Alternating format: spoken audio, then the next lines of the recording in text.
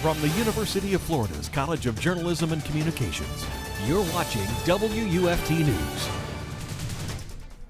This is a WUFT News update. I'm Elizabeth Biro. And I'm Meghan Porterfield. Thank you for joining us.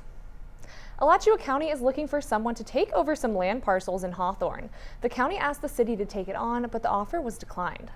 Yes, and WUFT's Meghan Hartnett takes us to the area and finds out why there's an issue. Thank you, Elizabeth and Meghan. I spoke with commissioners and a resident. I got their thoughts on the matter. Everyone has a different opinion on what they think should happen to the land. As Shelton Swiley walks away, he enjoys the sounds of nature. It's one of the reasons we kind of moved into the neighborhood is because we know that there couldn't be a whole lot more development. In the 70s, this area was a landfill. We knew that that was probably going to be an issue in terms of what they could actually use the land for. Commissioner Mary Helen Wheeler said the land was then used to build homes that were eventually condemned. I do know that it's beautiful on the surface at this point. You know, the land looks really, really healthy. But we also know that that land could be shifting. Currently, the over 5-acre site houses a neighborhood dog park owned and cared for by the county.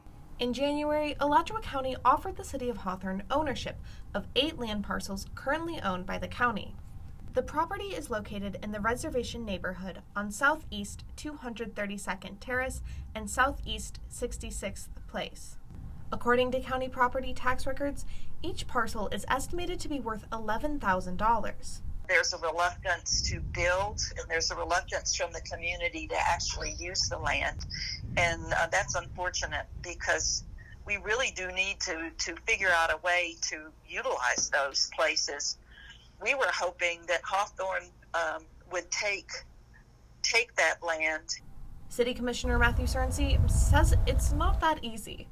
We need to maintain it, and they're looking at it as being a place that, you know, is hard to get to and maintain for just one little small part. Hawthorne's mayor, Jacqueline Randall, sent a letter stating, in part, the city is not in a position financially or resource-wise to take ownership. Back in his neighborhood, Swiley hopes nothing changes. It's kind of a vacant piece of land that kind of gives us a little bit of the country type feel inside the city. The county plans to declare 3 of the parcels as surplus. If this occurs, the property will be auctioned off to any willing buyer. The family of Bob Saget revealed the comedian's cause of death this morning. According to the family's statement, Bob Saget died of accidental head trauma. 65-year-old Saget was found dead last month in his Orlando, Florida hotel room. In the statement, Saget's family emphasized that no drugs or alcohol were involved in Saget's death. The family also thanked fans for an outpouring of love following Saget's untimely death. In Jupiter, Florida, police say a teen was forced to live inside a small room in a garage for years, only allowed to go to school. His adoptive parents made their first court appearance on Wednesday. Ryan Hughes tells us the details on this case. Inside the quiet Egret Landing community in Jupiter, down the tree-lined streets and at the end of a cul-de-sac, police say sits a house of horror. This was despicable and shouldn't happen. Inside this garage, Jupiter police say a 14-year-old boy was forced to live in an 8-by-8-foot box with a mattress, a camera, and a bucket used to go to the bathroom. Meals were brought to him, but he was only allowed out, police say, to attend school. Everybody's watching out for each other. So I'm really surprised something like this went unnoticed. But police tell us the teen has been physically abused and confined to the small space since at least 2017. Today, his adopted parents, Tracy and Timothy Furriter, in court, now charged with aggravated child abuse and false imprisonment. I came outside yesterday and seen all the cops and stuff, but like I didn't think it was something like that. I thought it was like maybe they got into a fight. Jupiter police say they first came to the home after the boy was reported missing by his mom a week and a half ago. 2 days later, officers went back, and once allowed inside, they spotted the small room with a deadbolt on the door. The boy was later found at his school and interviewed. Police executed a search warrant on the camera mounted over the mattress and say thousands of videos were found of the boy locked inside. In court, the couple's attorney argued the teen may have been abused because he has an attachment disorder with his parents. It makes my heart go out to that boy, and I hope he's able to find the support he needs. The Florida Department of Children and Families has removed 3 other children who were also living in the home, the youngest just 2 years old. In court, there was no mention of whether those children were possibly abused. Meanwhile, the couple is being held on a $50,000 bond each. High prices are continuing to hit American shoppers as the latest consumer price index reveals inflation rising to 7.5% for the month of January. January's inflation, reported on an annualized basis, exceeded the 40-year high set just the month before. The Bureau of Labor Statistics released the latest monthly consumer price index Thursday, showing most prominent increase in food, electricity, and shelter. The indexes for food and energy each rose 0.9%. The index for shelter rose 0.3%.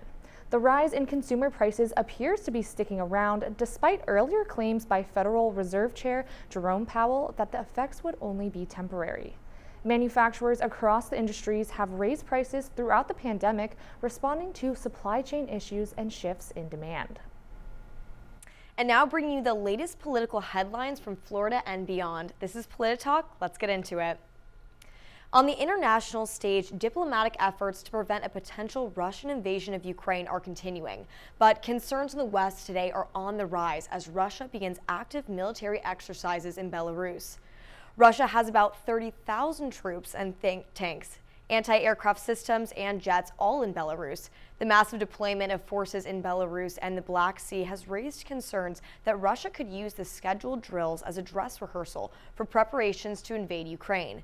In Ukraine, people say they feel surrounded. Along with active drills on the northern border, naval military exercises are also set to increase near Ukraine's southern border, adding to an already heavy military presence on Ukraine's eastern border with Russia. The latest U.S. intel now indicates 9 potential routes Russians could take in a full-scale invasion of Ukraine, with Russian tanks potentially able to reach Ukraine's capital within 48 hours. Still, U.S. officials believe Russian President Vladimir Putin could maintain a less aggressive strategy. In Washington, the Senate unanimously passed new legislation today, ending forced arbitration for workers who are victims of sexual assault and harassment. Earlier this week, the House supported the legislation with overwhelming margins. The bill bars employers from forcing workers to settle sexual assault misconduct claims in closed-door arbitration venues, a method that often favors alleged perpetrators. Instead, employers will be able to file suit in court with their own legal representation. A number of companies have already banned forced arbitration for sexual harassment in recent years, including Facebook, Lyft, Microsoft, Uber, and Wells Fargo.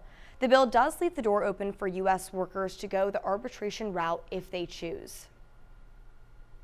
The bill is now on its way to President Biden's desk for a signature. A Florida bill moving through the state legislature is sparking national attention and controversy. The Republican-backed Parental Rights and Education bill would limit classroom discussions about sexual orientation and gender identity in elementary education. Critics are naming it the Don't Say Gay bill, arguing the legislation could be harmful to LGBTQ+ youth. While supporters push the bill as a measure of parental rights, the White House announced the bill yesterday, President Biden directly calling the legislation hateful, and Transportation Secretary Pete Buttigieg speaking on the danger the bill poses on LGBTQ+ youth. It tells youth who are different or whose families are different that there's something wrong with them out of the gate. And I do think that contributes to the shocking levels of suicidal thoughts and suicide attempts among LGBTQ youth. If the bill becomes law, parents will be able to sue if they believe a school is in violation. Thanks, Elizabeth. SpaceX is missing dozens of Starlink satellites following a recent geomagnetic storm in space. Last week, 49 Starlink satellites launched into orbit as part of Elon Musk's efforts to build a high-speed internet network. SpaceX confirmed Tuesday that up to 40 of those satellites were lost after a recent geomagnetic storm. The storm, which is triggered by eruptions from the sun, caused the atmosphere to warm and increase atmospheric drag, destroying the satellites. The now defunct satellites are expected to fall back to Earth in the upcoming days and burn up in the atmosphere. SpaceX says no satellite parts will hit the ground. That's good news. Yes, it is. And although satellites won't be falling to the ground, let's head over to the Weather Center to see if rain will. Erica?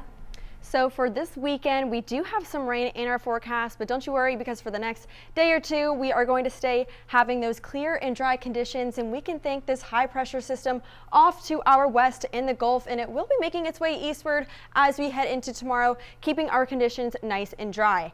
As we head into the evening, as you can see, some partly cloudy skies moving in. Campus cam showing those cloudy skies, cirrus clouds though, so nothing to worry about, and it is feeling like 64 degrees here in Gainesville. For the rest of North Central Florida, let's take a look at your current temperatures, sitting in the high 60s right now, 68 in Gainesville, 67 for Ocala, 68 for the Villages. Now, as we head into the evening, we will see a bit of a drop off as we head into the overnight hours, sitting in the lower 40s, and again, we will be seeing those partly cloudy skies.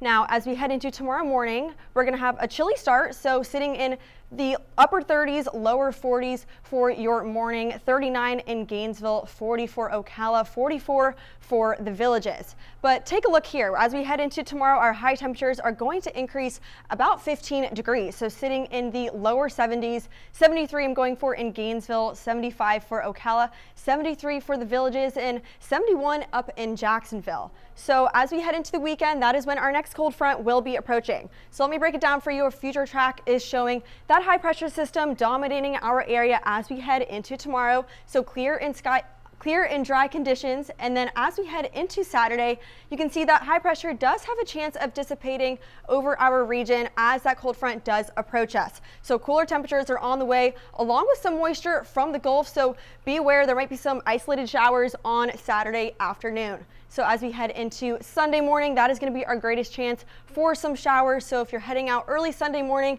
just make sure you have that umbrella handy with you. So our 6-day outlook, look ahead here for the next work week. Starting Monday, things will start to clear up just in time for Valentine's Day. So go ahead and enjoy the outdoors with your loved ones. And as we head into the rest of the week, we will start going back up into the 70s. Now to Tori Edwards with sports. Welcome to sports. I'm Tori Edwards. The number 19 Florida women's basketball team is back in action tonight for the second of 3 consecutive road tests. The Gators are heading to Starkville for an SEC showdown against Mississippi State. The Gators have been on fire after chomping through 5 top 25 teams this season. Last week, Florida throttled number 7 Tennessee 84-59 and handed the Volunteers their largest loss to an unranked opponent since 1976. The Gators also knocked down number 14 Georgia this past weekend with a narrow 54-51 victory. Mississippi State enters tonight with a 14-7 overall record and a 5-4 in conference play. Tip-off is set for 6:30 with the call on WRUF AM. On the men's side, Florida escaped a late rally by Georgia last night to come out with a 72-63 victory.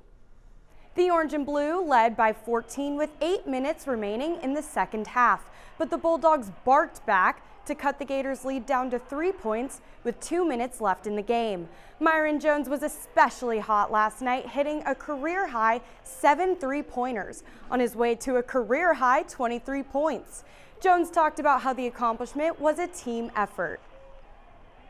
My teammates was actually just looking for me, telling me, run here, run there, I'm gonna look for you.